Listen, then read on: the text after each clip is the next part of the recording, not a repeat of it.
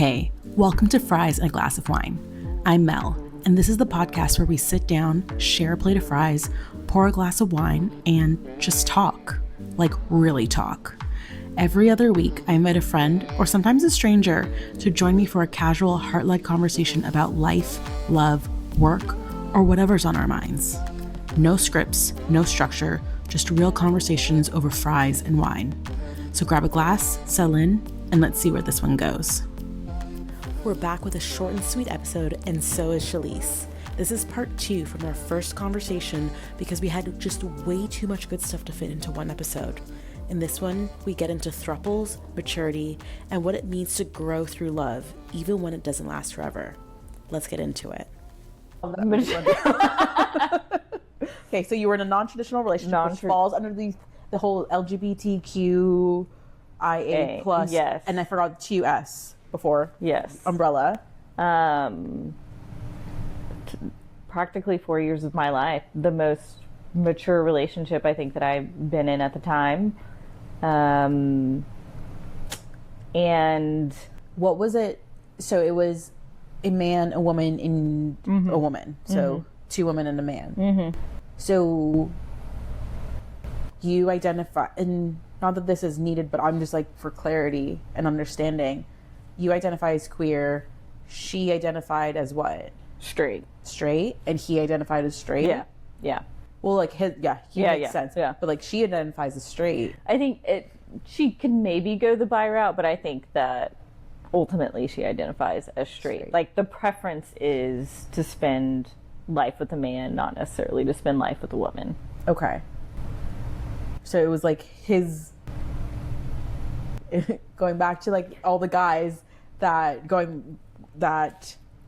lesbians were like, I'm waiting for my boyfriend instead of girlfriend. It's like that straight guy's dream, being like the 2 women.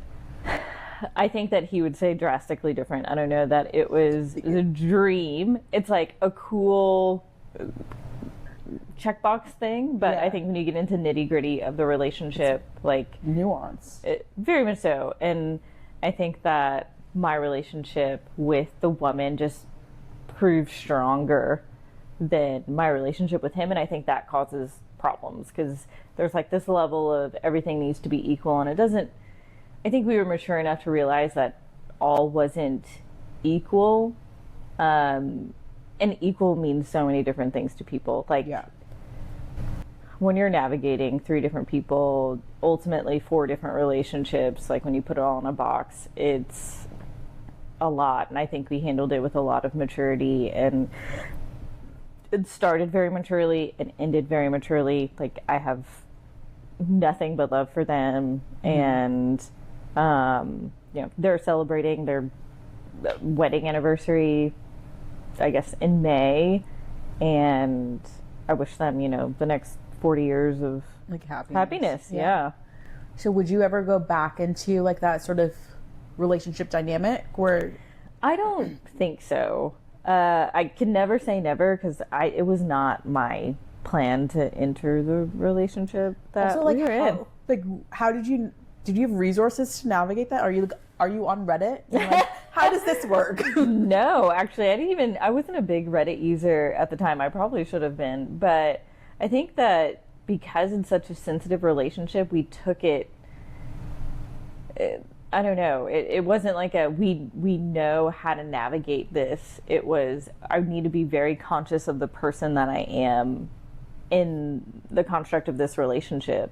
And you always show up a little bit better when you do that. Like I think in a heteronormative or just 2-person relationship, you're like, oh, I know how to do this. I don't need to change anything about me because I know what happens. Like I know. Yeah. I know how this works. Yeah, I know how this works. And then we're in this different relationship where none of us know how this works, so you're almost even more sensitive to how you show up because you don't know exactly how it's going to work or how this person feels, and there's a lot of feelings. And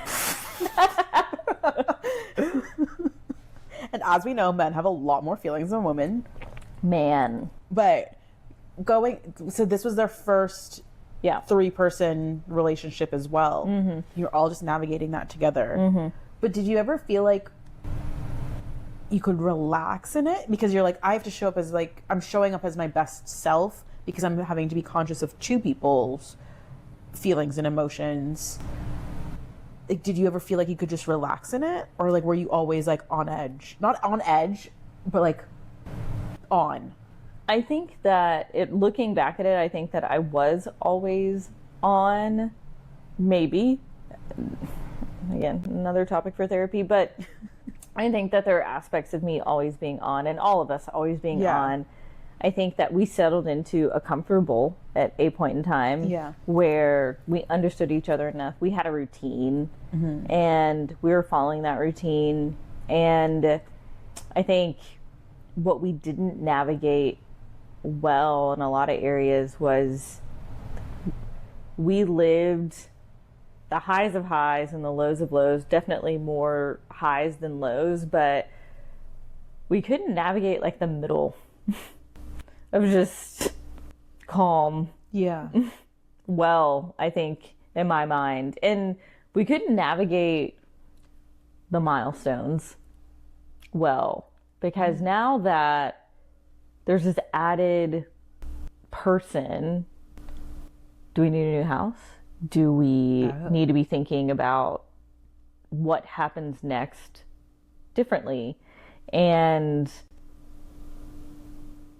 I think we got very comfortable with the setup that we had, but I think that what was really hard was how do we navigate the future? Like, how do you, it sounds so dumb saying it out loud. It's like, how do you manage 3 people's finances? Like it's a lot. It is a lot. It is a lot. It sounds... Like, some people have people have difficulty managing their own finances, and that is one person with no dependents, and people struggle with that. And then you add in all of that and like earning differentials, and like who, if you pull in like the heteronormative side, because that's what I know is like where the men feel like they need to be providing for everyone. Like, how does that play? And he's like, I have to provide for 2 women now.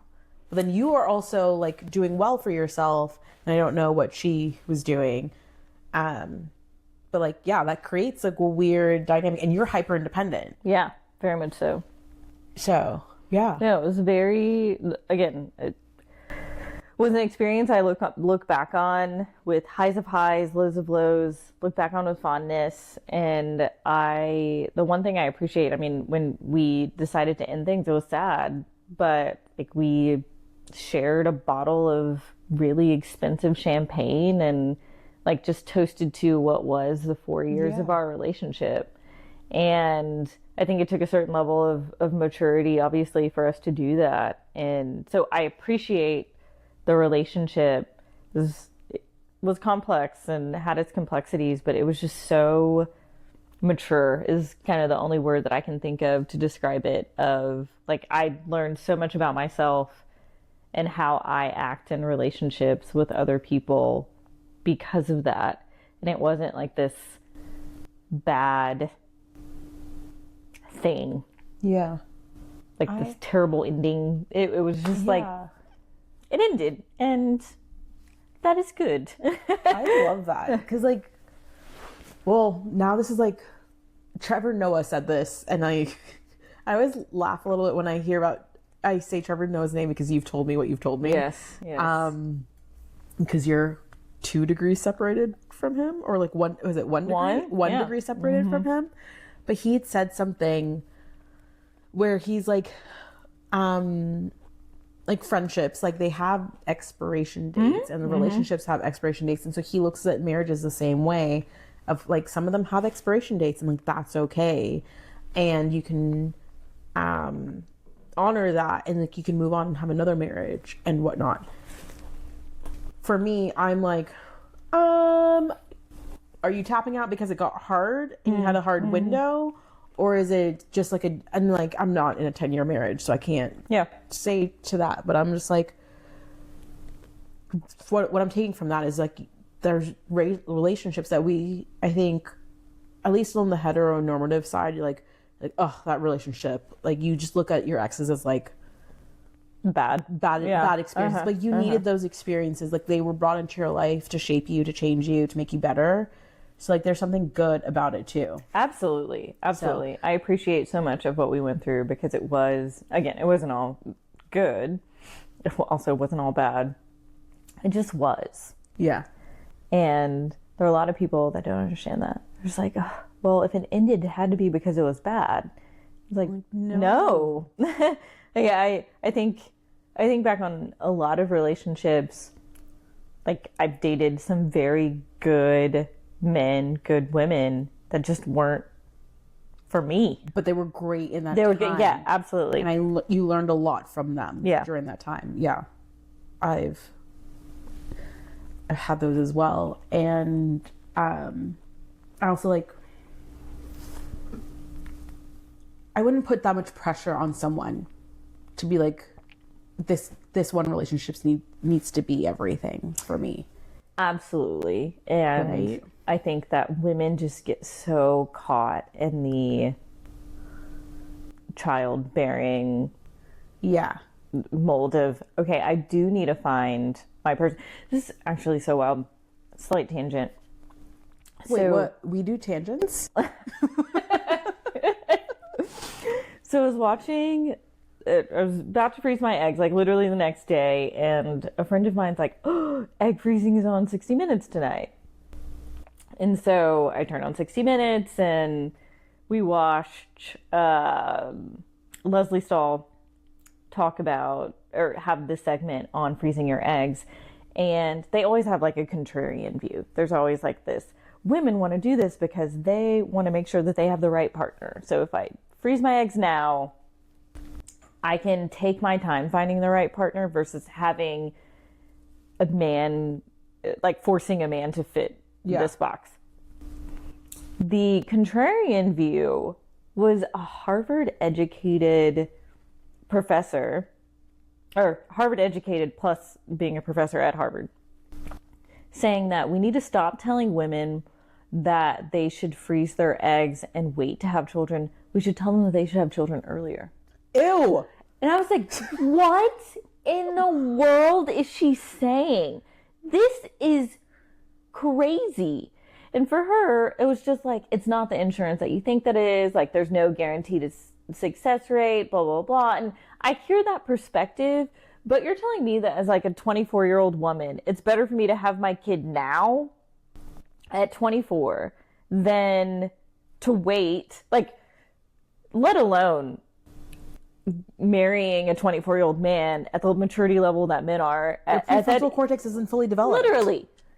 And she was like, you need to choose your partner early and have your kids in your early 20s. Like, that would just fix everything. Like, we wouldn't have this influx of women that feel like they need to freeze their eggs when you have. I was like, this is the worst contrarian view. I want to punch this woman in the face. This is why my problem with Ivy Leagues, while like I love that it's a great, like a higher level of education, which maybe this is like the Canadian, like, are we socialists in Canada? I don't know.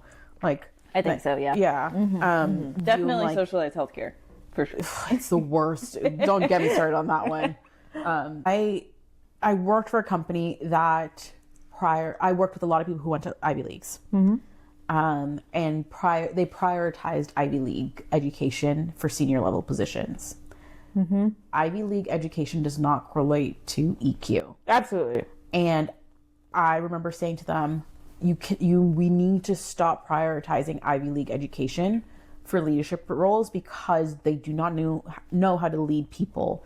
And you need that emotional sensitivity and that ability to connect to lead people. And so what I'm hearing from this woman is just like, she is just like, as you said, Harvard educated, then Harvard professor. Her EQ is like non-existent. Like, what were you doing at 24?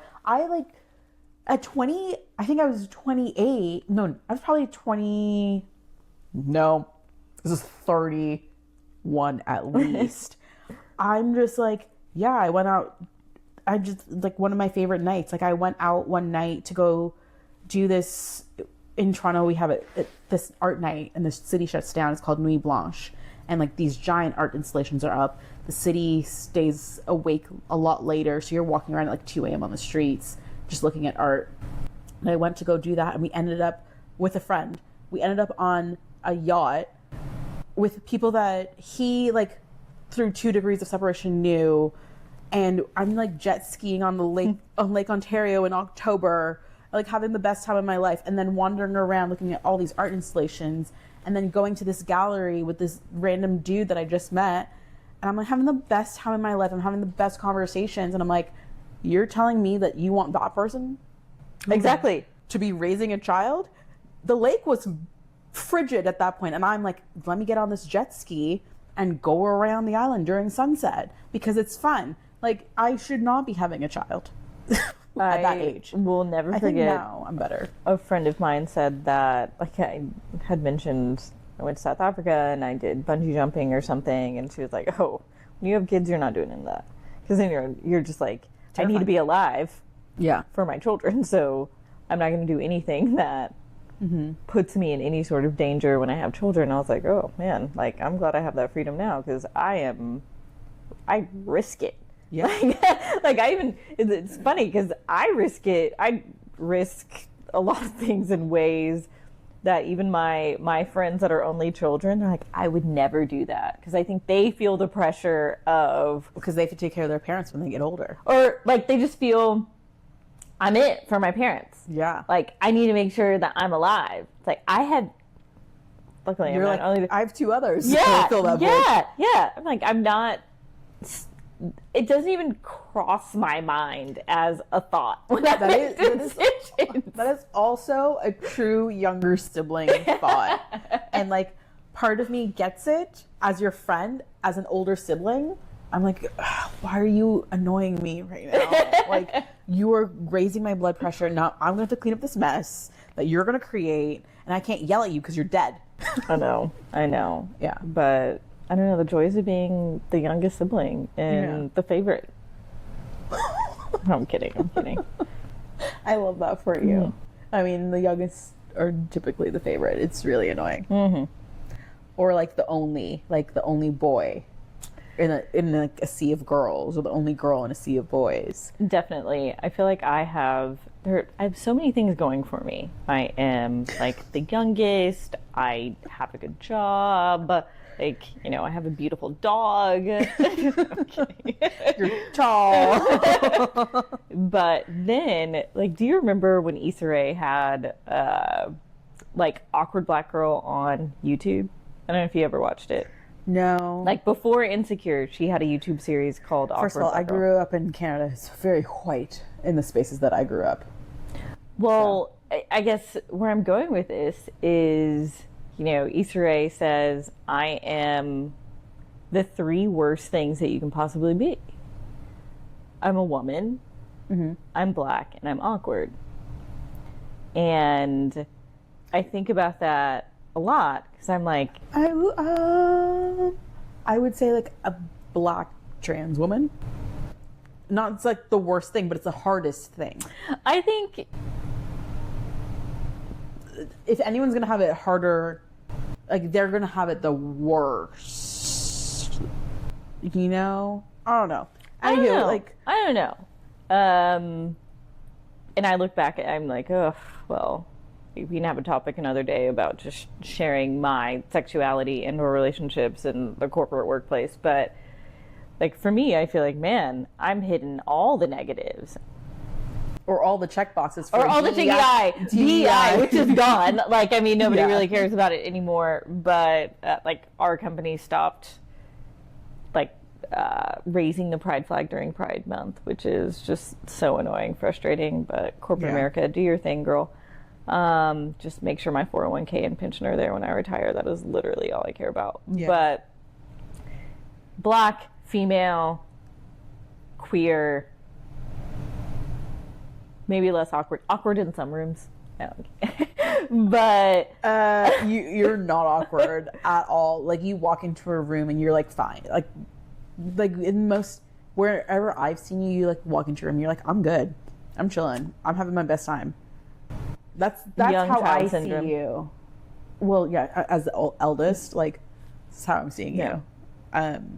But yeah, Black woman, queer, navigating that in corporate America is Still very difficult. very difficult because Yeah. I don't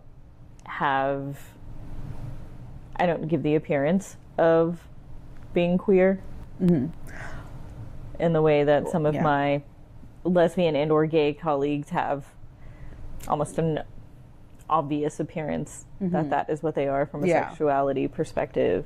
Yeah. I don't give that to people. And so it's its own thing, navigating the corporate workplace, being a queer person. When do you tell people? Do you need to tell people? Do you need to? No, it's kind of funny because I kind of outed my girlfriend at work. Not at work, but at a work event by accident.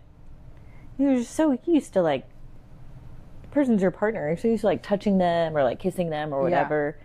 And she invited me to this work outing, so I was like, oh, well. Like, you're out. Yeah. Yeah. Like, kissed her. She's like, nobody here knows that I'm gay. I was like, I'm your cousin.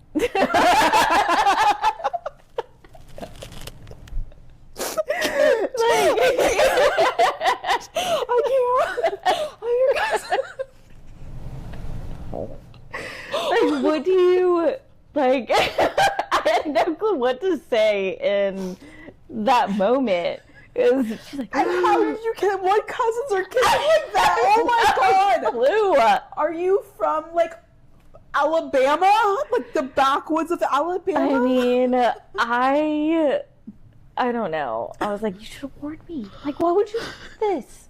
Like, I would warn you. I would tell you. Give me context. What am I getting into? Yes. And Data. The data. You are also really good with asking for data. So Yes. why you just assumed. It was at Neon Boots. I'm thinking, like, if a work outing is at Neon Boots. It's a pride event. Because Neon Boots is a gay bar, right? It is owned by a lesbian. Neon Boots is but not it's not a gay bar. necessarily a gay Right. space. Yeah, no. Oh, I thought it was. No, it was her company had like on Thursday nights they teach you line dances, and so it like becomes a workout because you're learning how to do line dance to the song. There's a lot of people. It's actually quite fun, but it was like a youth or the younger employees at her company went to Neon Boots, and she invited me, and again, I'm just thinking, Why else are you inviting me? But like seriously, why else are you inviting me? I think she was just being really inclusive, but I kind of outed her a little bit. I'm like thinking back to like when we went out. I was like, were you guys overly affected? I don't think you were, but I think she was also distracted because of her family stuff going on. Yeah. So, yeah. But all right, Shalyce, this has been a fantastic conversation. I agree. I loved it. Thanks for being here. Absolutely. Cheers to the final little sips. Thanks so much for sharing some fries and a glass of wine with me today. If you enjoyed this conversation, make sure to follow the show on Apple Podcasts or Spotify and subscribe on YouTube so you'll know exactly when the next episode drops. Until then, take care, stay curious, and keep the good conversations flowing. Cheers.